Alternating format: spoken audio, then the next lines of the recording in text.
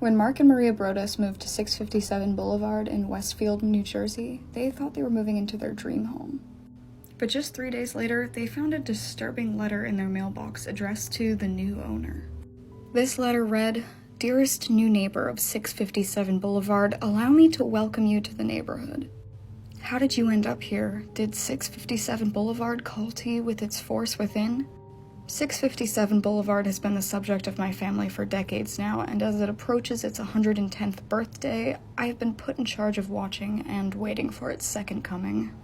My grandfather watched the house in the 1920s, and my father watched in the 1960s.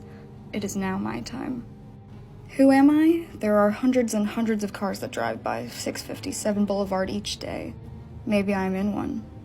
Look at all the windows you can see from 657 Boulevard. Maybe I'm in one. Look out any of the many windows in 657 Boulevard at all the people who stroll by each day.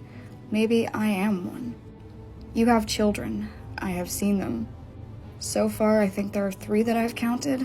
Do you need to fill the house with the young blood I requested? Better for me. Was your old house too small for the growing family, or was it greed to bring me your children?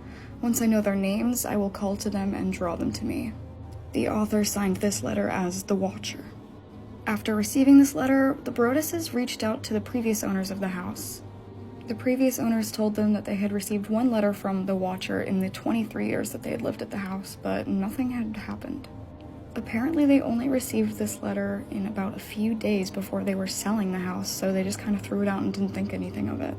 When the Broaddus family went to police, they were told to keep quiet as their neighbors were suspects, and they didn't want anyone to catch wind of the case.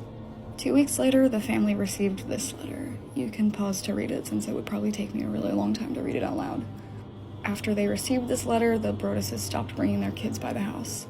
After 6 months of paranoia and stress from what was going on, they decided to sell the house, but no one would buy it considering there were so many rumors going around about it.